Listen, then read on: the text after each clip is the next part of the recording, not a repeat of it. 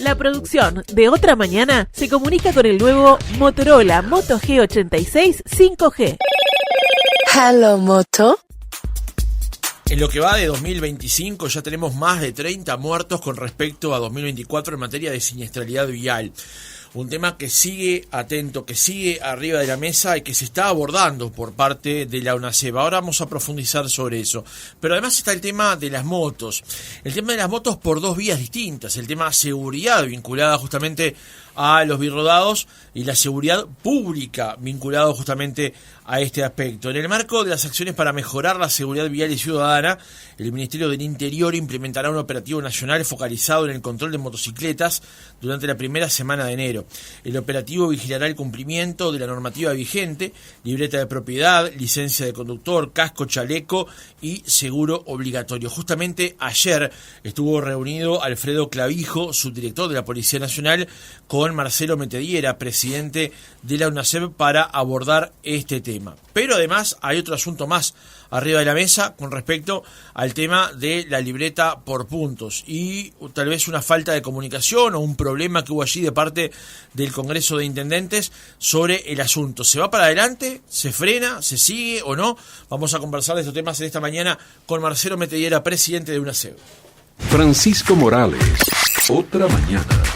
Metediera, ¿cómo le va? Buenos días, gracias por acompañarnos. Buen día, muchísimas gracias por la invitación. Un gusto siempre venir por acá. El gusto es nuestro. Gracias. Lo decíamos recién en la introducción, más de 30 muertos, todavía no terminado, además 2025, quedan varias horas, más con respecto a 2024, digamos. Sí. ¿Qué primera lectura hacen con respecto a esto? Bueno, no quedan varias horas, quedan varios días, porque a nivel global nosotros integramos lo que es el OICEVI, el Observatorio Iberoamericano de Seguridad Vial, que además nos toca presidir estos 2 años. Es un espacio donde 19 países de América Central, América del Sur y Europa integran vendría a decir, la UNACEB de esos 19 países. Tenemos una instancia de trabajo y lo que fundamentalmente se hace es trabajar sobre los datos de la siniestralidad y proponer políticas públicas a nivel regional. Y en la siniestralidad hay un criterio de trabajo que dice lo siguiente: se tiene que esperar hasta 30 días de pasado un siniestro de tránsito para considerarse que una persona fallece después de un siniestro de tránsito. Si fallece dentro de esos 30 días, se considera producto de una consecuencia del siniestro de tránsito. Si pasan 31 días, no. Por lo tanto, si bien quedan 2 días que pueden producirse los siniestros de tránsito, igual hay que esperar. Por ejemplo, hasta antes de ayer teníamos 30 fallecidos, y si bien ayer falleció uno en el día, se sumó otro que falleció, que tuvo un siniestro de tránsito días anteriores. ¿Me explico? Entonces el número ese puede variar. Y bueno, estamos a la... Claro, lo que está claro es que ya estamos por arriba de lo que pasó en 2024, claro, y largamente por arriba de lo que pasó en 2024. Exactamente, y bueno, y es parte de las cosas que hemos intentado plasmar desde el primer día que empezamos en esta tarea. Yo siempre digo que venimos con un aprendizaje colectivo de todas las intendencias del país, de las direcciones de tránsito de todo el país, y lo que intentamos poner arriba de la mesa es cuáles eran las herramientas que necesitaba el director de tránsito Metediera en Canelones para trabajar y que sea efectivo. Bueno, hoy tengo la posibilidad de poner esas cosas arriba de la mesa y de empujar desde otro lugar, ya a nivel nacional y no solo de un departamento, más allá de que también trabajábamos en el Congreso de Intendentes. Entonces me posiciona desde otro lugar para empujar. De hecho, algunos chascarrillos, chisporroteos que han habido tiene que ver con eso mismo, ¿no? Pero bueno, planteamos desde la UNACEB 6 líneas estratégicas de trabajo. Una de ellas la levantó el Ministerio del Interior. A ver, esto que se presentó ayer no surgió ayer. Nosotros hago una secuencia de tiempo. El primer día que asumo UNACEB sufrí una amenaza de muerte y hay una persona procesada por eso. O sea, fui derecho con el tema de las motos, porque es un problema real. Y tuvimos instancias de reuniones de trabajo y de articulación en la cual en junio le presentamos al Congreso de Intendentes, ministro del Interior, presidente de UNACEB y los 3 intendentes que salieron de Montevideo, Canelones y Maldonado, un plan de impacto de motos al Congreso de Intendentes, donde decíamos hay que avisarle a la gente de que se va a salir a fiscalizar, hay que abrir un periodo de 120 días para que la gente pueda regularizar, que esa regularización tenga una flexibilización administrativa que se está haciendo con los autos, no tanto con la moto, aquello de la posesión del vehículo. Como yo no puedo demostrar la compra, puedo demostrar la posesión con un certificado de escribano, en fin. Y además que una moto se venda empadronada, preempadronada y con un permiso de conducir asociado a esa moto, ¿no? Y eso lo presentamos en junio. Entonces se fue esperando el tiempo, estuvimos hace unos días atrás reunidos con los directores de tránsito de todo el país, donde lo volvimos a poner arriba de la mesa. Estuvimos reunidos el lunes de la semana pasada con la Comisión del Congreso de Intendentes para el seguimiento del permiso por puntos. Lo volvimos a plantear arriba de la mesa y bueno, el Ministerio de Interior recogió la necesidad de lo operativo y de trabajar, por eso se sale con este plan operativo. Ahora vamos a profundizar sobre el tema de las motos, pero volvamos Sí. a la pregunta original, Sí. que era el tema de los accidentes. Sí. 30 muertos más o 31 muertos más con respecto al año anterior, digamos. Sí. ¿Cuál cree usted que son las causas por las cuales hay 30 muertos más en este año con respecto al año anterior, aun cuando la presencia de una SEB es más fuerte, me refiero mediáticamente, Sí. aun cuando hay mayor nivel de coordinación entre las intendencias y el gobierno nacional, aun hay mejor pavimentación de las rutas nacionales, hay una mayor semaforización en Montevideo y en otros departamentos? ¿Cuáles son las causas? Yo creo que hay un acumulado del tiempo de una ausencia de políticas públicas direccionadas al tema del tránsito. Y lo demuestran los datos. Yo me gusta trabajar con evidencia, con datos. Si vos tenés que del año 2020 en adelante, año tras año, aumentan la cantidad de lesionados, aumentan la cantidad de siniestros. Si bien hay un estancamiento de los fallecidos, el último año había aumentado de 422 a 434 y este año no iba a ser la excepción. ¿Por qué no iba a ser la excepción? Porque los datos te muestran, de hecho nosotros aplicamos un modelo predictivo en los datos de la siniestralidad, donde nos decía que este año, por los datos y los antecedentes cargados, deberían fallecer 482 personas, que es un desastre si llegamos a ese número. No llegamos, pero no andamos muy lejos. Entonces, para que eso cambie, se tienen que aplicar las políticas públicas. Porque hasta ahora, en el caso de una SEP, ha propuesto líneas de trabajo, pero la UNACEP no tiene capacidad de ejecución. Si la ANEP no mete los temas de tránsito para la educación, eso no se resuelve. Si las intendencias no toman las resoluciones que tienen que tomar, y además la necesidad de aumentar, porque trabajan y me contan, pero hay que aumentar porque no alcanza, el tema de los operativos focalizados, operativos temáticos.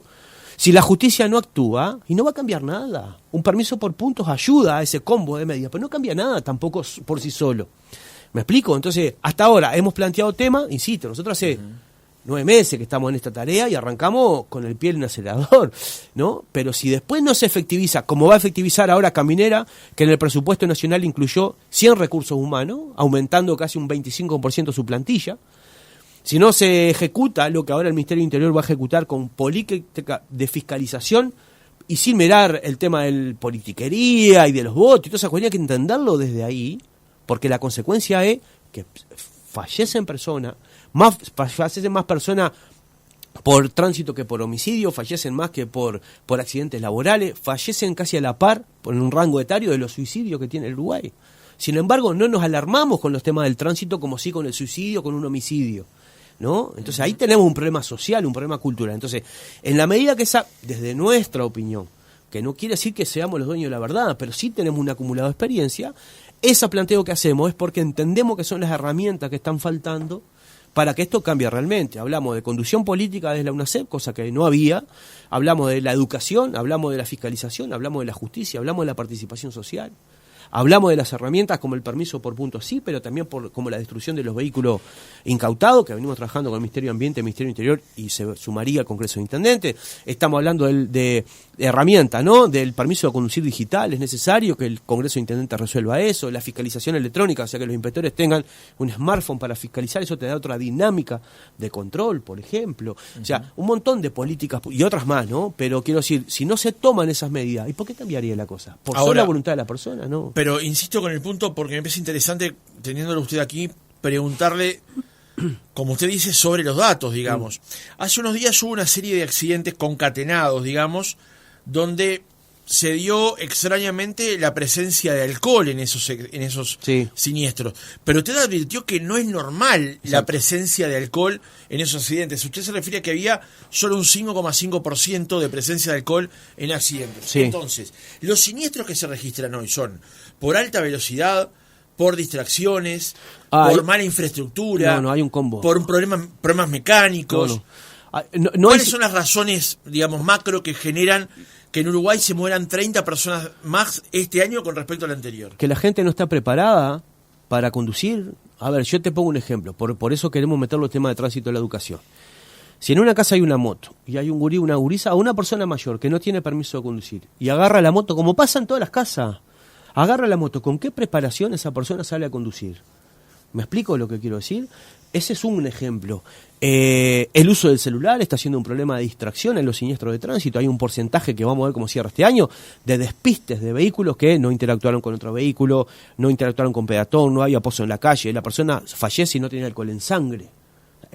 La distracción es el factor común en eso. Y el teléfono, porque aparte no solo tenemos estudios observacionales, sino que además se ve, lo vemos todo. La gente hablando por celular. No me vengan con las pantallas táctiles, los delivery. Estoy hablando, hablo por teléfono o mando un mensaje de texto por celular. Lo vemos cotidianamente. Entonces, eso es un factor sumado a la cuestión. Yo vuelvo a decir esto. La UNACEP no tuvo la conducción política de los temas de tránsito durante todo el periodo pasado. Público. ¿No? Sí, trabajó en algunas cuestiones administrativas, internas, pero no público. No hay debate, no había debate de estos temas. Hoy lo está viendo, que era un objetivo que teníamos. Nunca mejor dicho que se hable bien o mal, pero que se hable del tema de tránsito. Entonces, lo digo para la gente, pero también para las instituciones. Y me pongo yo como ejemplo. Si Marcelo Metellera era intendente de Canelones, Marcelo Metellera era director de tránsito de Canelones, no tenía una UNACEP que lo pinchara y que le marcara la cancha, era mi voluntad política tomar la decisión que tomaba. Entonces, afloja la cincha, quien tiene que estar ajustándola, entonces la institución se siente menos presionada y menos comprometida, la sociedad se siente menos controlada. ¿Y qué hace uno cuando no se siente controlada? Y hace lo que quiere. Entonces, que me voy a poner el casco si voy hasta ahí, ya el chaleco no lo uso más, ¿no? Agarro la moto, es igual, no importa si tengo permiso o no tengo. No pasa nada, además, en términos de la justicia. Si yo ando con una moto con la matrícula abajo del guardabarro, no pasa nada. Si le pongo una media a la matrícula, no pasa nada. Si participo de picadas, no pasa nada. Si no tengo permiso de conducir, no pasa nada. Y eso se consolidó en la gente. Y se consolidó también en las instituciones que no acompañan los procesos de fiscalización que entendemos que debería haber. Entonces, ese combo de cosas hace que yo vaya a un supermercado, una tarjeta de crédito, en el mejor de los casos, me compre una moto, 36 cuotas, sale sin empadronar, sin permiso de conducir, sin SOA, sin casco, pero lo peor de todo, sin una persona responsable vinculada a ese vehículo. Y es después lo que vemos en la calle. Entonces hay un cúmulo de situaciones que si no paramos la mano, ya está un poco ido de las manos. Entonces, ¿cuándo ponemos el freno a todo esto? ¿Me explico? Entonces yo creo que esa acumulación tiene como consecuencia los siniestros de tránsito, ¿no? Ves cada siniestro de tránsito que vos decís, no puede ser. Quien esté en tema, quien haya hecho un curso de manejo defensivo o tenga un poco de razonabilidad, se dan situaciones cotidianas que no eran normales que pasaban. Yo creo que ahí donde está el problema central y el foco que nosotros hacemos para tratar de combatirlo. Sí, además nos centramos, por lo menos en este tramo del reportaje, en la cantidad de personas que fallecen, con el impacto que eso tiene, digamos, porque es un padre, madre de familia o integrante de una familia, se pierde un hijo, un sobrino, lo que sea. Pero dejamos de evaluar la cantidad de lesionados que hay y el impacto que eso tiene también, y no es que me ponga monetarista, pero también lo que tiene el impacto en el sistema de salud, digamos, ¿no? Claro. A ver, el año pasado subieron 27.300 personas lesionadas. Este año van a haber más, ¿no? Entonces, para ponernos en situación, nosotros en noviembre presentamos la guía de orientación y acompañamiento para las personas lesionadas por siniestro de tránsito o familiares, porque a veces la persona fallece. En ese momento la gente tiene un desconcierto arriba brutal, que no sabe para dónde arrancar, que no sabe qué hacer, son momentos complejos. Para eso la guía lo que te ofrece de alguna manera, y está en la web de la UNACEP, es un acompañamiento de qué servicios tenés desde el Estado, desde lo seguro, desde lo económico, desde la salud, desde lo psicológico. No es lo mismo una persona siniestrada que una persona fallecida para la familia, no es lo mismo una persona siniestrada niño que joven o que adulto. ¿Me explico? Cada cuestión tiene. Entonces, pero yendo más a lo de fondo, no se logra visualizar que cuando una persona tiene un siniestro de tránsito y queda lesionada o fallece, o que queda lesionada, esa familia termina hasta empobreciéndose, porque tiene una realidad donde esa persona quizá era el sustento de la casa y ahora no lo es más, pero además tiene costos asociados de tratamiento, de medicación, la adaptación de la casa si queda en silla de rueda. O sea, son cosas tan cotidianas que se ven tan distantes, pero que pasan permanentemente. Entonces, hay todo un tema. Y eso también, en términos económicos, al Estado le cuesta. Nosotros ahora hay que hacer algún ajuste con salud pública particularmente, pero estamos trabajando sobre la carga de los siniestros de tránsito en lo económico. Y en general, en términos promediales, le ronda el 1% del PBI. Y en algunos casos más, dependiendo qué cosa, porque no solo es el costo de la persona para dar la atención de salud, puede llegar a ser el costo de la persona si queda con una pensión, pero además lo que la persona deja de producirle al país. Estamos discutiendo la seguridad social, ¿no? Entonces, vos tenés una persona, porque aparte el rango etario es entre 20 y 29 años, o sea, tenés una persona que tiene toda su vida útil laboral que no le va a aportar a la sociedad si queremos verlo en términos económicos.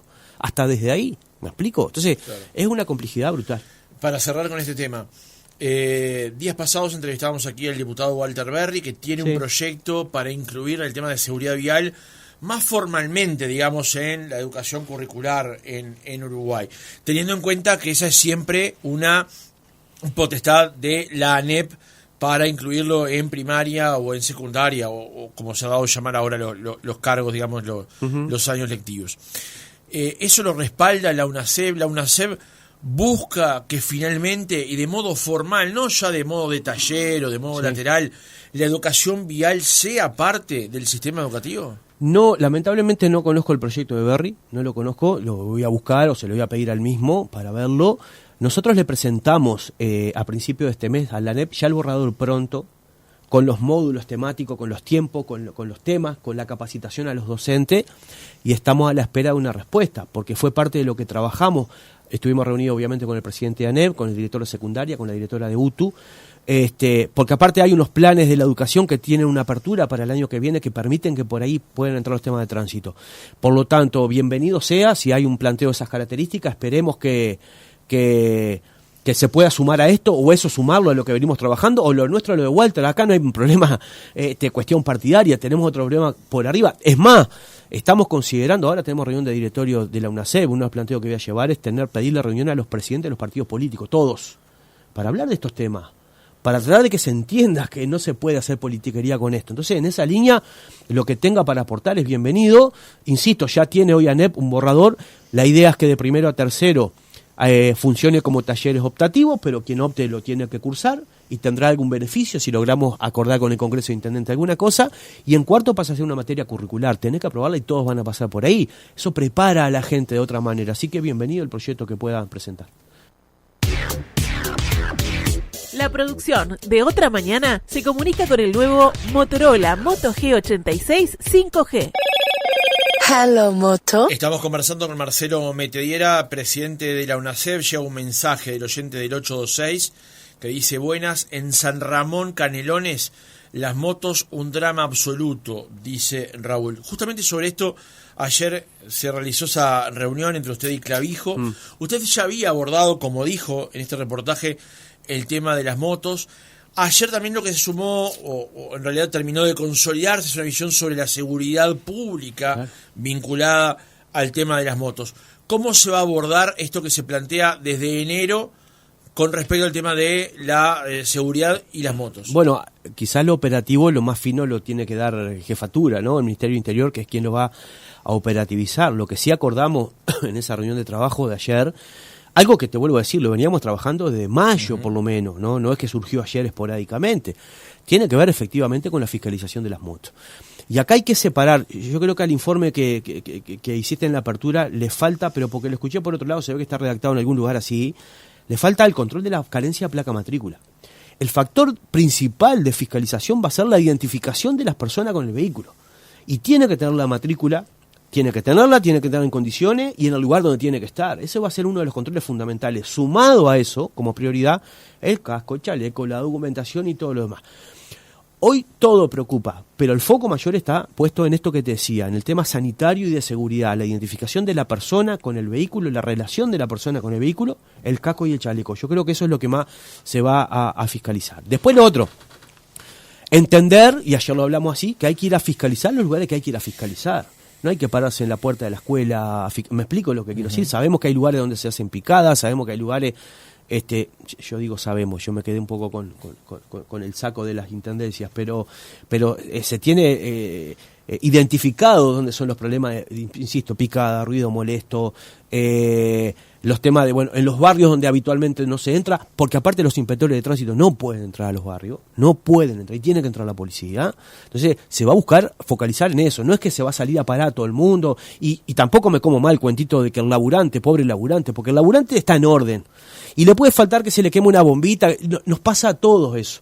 Lo que el laburante no anda con la chapa con una media, el laburante no anda sin casco, no anda. Entonces yo eso lo voy a discutir también. ¿Me explico? Por eso es que creo que el aviso que se fue dando durante estos meses justamente para que aquel que igual tuviera alguna dificultad se pusiera a tiro. Así que el objetivo es ese, y además ya hay, el Ministerio del Interior hizo convenio con 2 cooperativas, en Montevideo está por firmar en estos días, lo hizo con La Valleja, donde con una experiencia que surgió en Canelore de la destrucción y la clasificación de los vehículos, por lo tanto el vehículo incautado se va a destruir además. Y ahí es cuando nosotros decimos las herramientas jurídicas y administrativas que están faltando, que eran las que comentaba en el arranque, ¿no? Que una moto se venda empadronada o preempadronada ya y con un permiso de conducir asociado, que el vehículo se detenga si está en malas condiciones, que se destruya, o cuando se incauta si no se levanta. O sea, son un combo de cosas, pero para eso tiene que haber fiscalización. Si no se fiscaliza, la gente voluntariamente no va a venir a decir, venga, te vengo a entregar la moto porque no está en condiciones reglamentarias de circular. Y eso les gusta o no, muchas veces a la intendencia le molesta mucho cuando uno les aprieta un poco las clavijas, pero se necesita fiscalización porque no se visualiza. Vale la pena decir, por lo menos de mi opinión, Caminera en el presupuesto nacional incluyó 100 recursos humanos, 100, tiene 325, va a subir 100 más, eso se va a notar mucho. Y por otro lado, las intendencias hoy están discutiendo presupuesto. Ojalá las intendencias, para que después no se quejen, para que después no digan, ¿no? Ojalá incluyan hoy más recursos humanos para tener una presencia distinta. Que no solo están en un periodo de elaboración de presupuesto, asumieron en junio, van a tener casi 6 meses sin nuevos recursos humanos, pero además vienen de un año donde no pueden tomar gente porque es año electoral. Ahí hay un acumulado de desfasaje de recursos humanos que hay que tener la paciencia para esperar que el presupuesto... Ahora, también hay que tener la voluntad política, aparte de las intendencias, de destinar recursos para recursos humanos. Claro. Y si no destinan es porque entienden que les alcanza, y si les alcanza tienen que salir a fiscalizar. Varios puntos, porque esta respuesta fue muy jugosa en varios aspectos, digamos. Pero un disclaimer, digamos. Cuando usted mencionaba recién esto de las medias, que se le pone la media a la chapa para que no se pueda leer la matrícula. Claro. ¿Por qué se usan por qué? Primero, las medias, se le ponen medias o se le pone cualquier cosa para tapar la matrículas que las gastan para que no se vea el código alfanumérico, aunque igual se ve, pero la gente piensa que no. Y vale la pena decir que hace muchos años ya que está, si vos tenés la matrícula desgastada, podés ir a hacer el reempadronamiento y es gratis, no tiene costo. Entonces no hay excusa. ¿Me explico? Claro. No hay excusa. Entonces le ponen media, las doblan, las ponen abajo del guardabarro, o directamente no la ponen, las matrículas. ¿Eso para qué? Para que no se identifique. Entonces ahí es donde nosotros discutimos la responsabilidad de la gente, porque vos lo estás haciendo desprofeso. Te vuelvo a decir, si se te quema una bombita, y es casuística. Se te cae un espejo, y es casuística. Pero si haces eso, es alevoso, ¿me explico? Porque estás teniendo la intencionalidad. Entonces te tenés que hacer cargo. Si vos tenés una moto o un auto y se lo prestás a alguien más que hace macana en la calle, te tenés que hacer cargo porque el vehículo es tuyo. No alcanza, no fui yo, entonces no me hago cargo. No estamos resolviendo y asumiendo como sociedad esa responsabilidad también, ¿no? Y bueno, es parte del trabajo que hacemos. Usted mencionaba recién que la moto no se pueda levantar, digamos. Ha habido un debate en el último tiempo con respecto a, bueno, la moto es incautada, se hace un convenio, se paga la primera cuota del convenio, la moto se saca y vuelve a pasar lo mismo. Exacto. Digamos. ¿Es intención de frenar acciones como esa? Sí, el Congreso de Intendentes, mejor dicho, los directores de tránsito, lo volvimos a plantear estos días cuando estuvimos reunidos con ellos, los directores de tránsito tienen que hacer una propuesta y presentarles a los intendentes para que resuelvan. Tenemos un antecedente. En algún momento las intendencias del Partido Nacional plantearon que se financiara la multa de espirometría, que es la única multa que no se financia. En ese momento yo estaba intendente, los intendentes del Frente Amplio dijimos que no estábamos de acuerdo con eso porque era una muy mala señal desde la perspectiva de la seguridad vial, y terminamos acordando de que se pudiera financiar la multa por espirometría estoy hablando, ¿no? Pero no levantás el permiso de conducir hasta que no pagues todo el convenio. Entonces, está bien, financiarlo, no hay drama. No tenés que pagarlo todo junto, podés pagarlo en cuotas, pero todo el proceso vas a estar igualmente suspendido. Exactamente. Y yo creo que ese es un buen antecedente para esto, porque me consta, porque lo vivimos, ¿no? Que vos, porque aparte, el que está trabajando en esto identifica a las personas, identifica el vehículo, sabe el vehículo que va a buscar, lo ve de vuelta en la calle, la persona sabe que lo conoce y te toman el pelo, eso es real.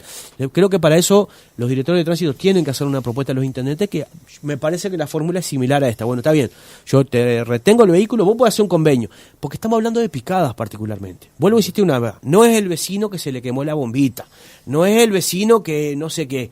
Estamos hablando de picada, de ruido molesto, de esto que la gente reclama, ¿no? Digo porque si no todo el mundo mete todo en la bolsa y no vale lo mismo, ¿no? Entonces, en esos casos, bueno, Montevideo lo está planteando, ahora tomó algunas medidas en las cuales no te va a permitir levantar el vehículo por 90 días si te lo retuvo en una picada, pero además creo que si no pagas todo tampoco lo vas a poder levantar. Yo creo que esos son los ejemplos que deberían tomar para cambiar la normativa y aplicarlo de esa manera, si no, es un vale todo. La introducción que hice estaba basada en la nota del Ministerio del Interior que no Claro. menciona justamente lo que Claro. usted mencionaba del tema de la vinculación. Exacto.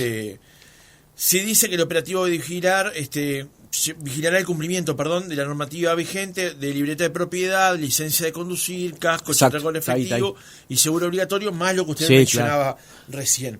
¿En algún momento en estas reuniones o en estos debates se pensó en que era aplicable a Uruguay algunas medidas que se tomaron, por ejemplo, en Argentina, de prohibir que más de una persona estuviera arriba de una moto? No, en algún momento alguien lo planteó en el pienso colectivo y se tomó como que iba a ser algo que se iba a hacer.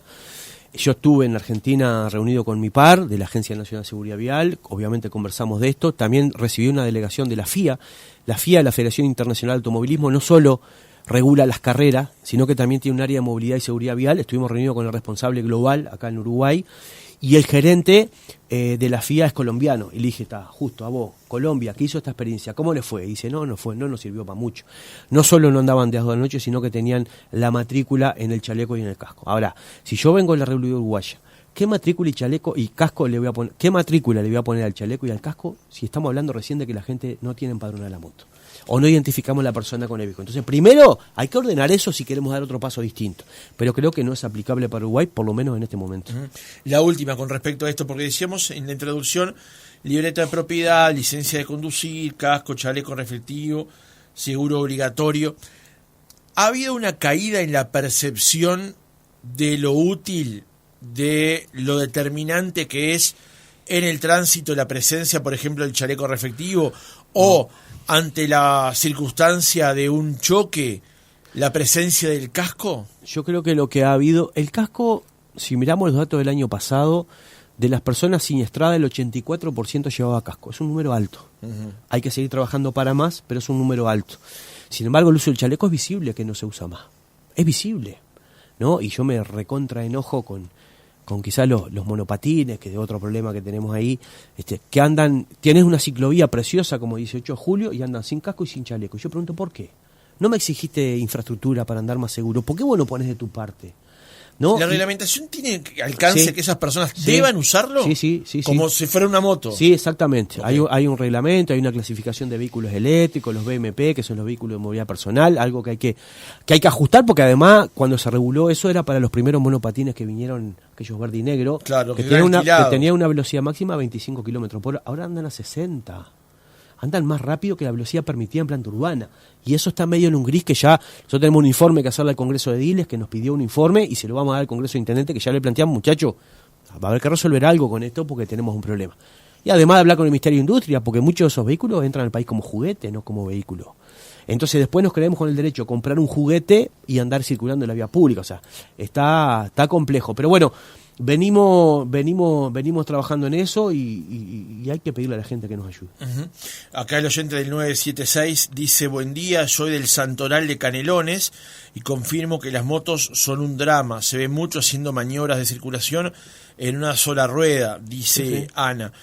Y hay un tema más que nos había sumado hoy un oyente de La Unión también muy más temprano, que tiene que ver con el tema de los escapes libres, ¿no? Que además del uso de la moto, el uso equivocado de la moto, sin la persona con los elementos de seguridad pertinentes, también está el tema del escape libre con la contaminación sonora que ello conlleva, digamos. Sí. En esa mirada, ese abordaje, ¿qué mirada tienen? Bueno, obviamente en ese caso son las recomendaciones que podemos hacerle a los fiscalizadores, como el resto, ¿no? Claramente hay un nivel de decibeles que un vehículo puede emitir sonido y más no.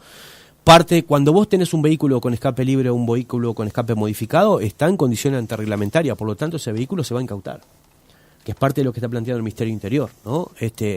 Vos para circular con un vehículo tienes que cumplir con las reglas que plantea la ley, ¿no? Y un escape libre o expansivo, ¿no? Los caños escape modificados se les llama expansivo, bueno, eso no es reglamentario, por lo tanto ese vehículo se tiene que incautar.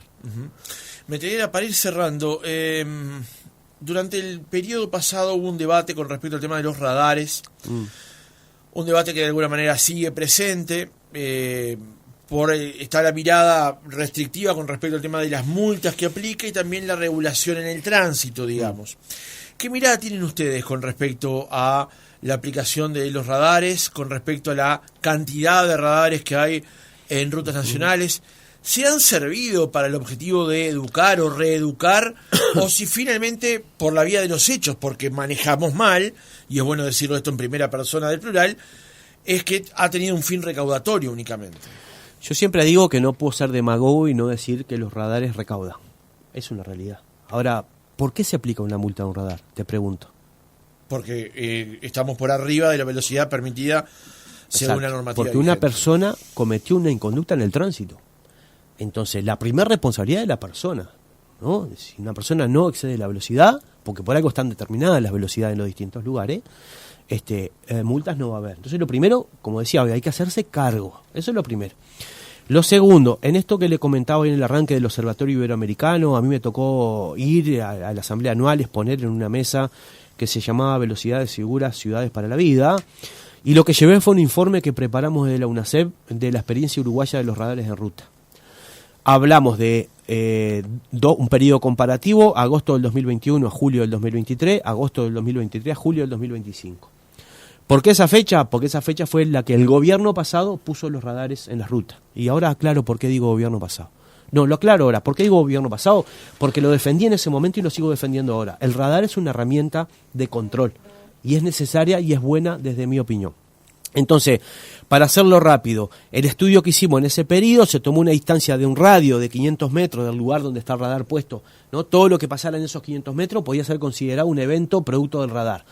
Y el resultado que dio fue que se mantuvo la cantidad de tránsito por el lugar. Claramente, depende del lugar, vos no tenés forma de desviar una ruta si no hay un camino paralelo, eso es así, en general. Se mantuvieron la cantidad de siniestros de tránsito que se identificaron en ese periodo, un 0,4 aumentó, casi se mantuvo, pero bajó un 17,4% de la cantidad de personas lesionadas en un siniestro de tránsito. Esto quiere decir, se generó un siniestro de tránsito en el lugar donde había un radar, pero la consecuencia sanitaria fue más baja. ¿Por qué es eso? Porque la velocidad desarrollada en ese tramo de 500 metros producto del radar fue menor, por lo tanto la consecuencia del impacto de tránsito fue menor.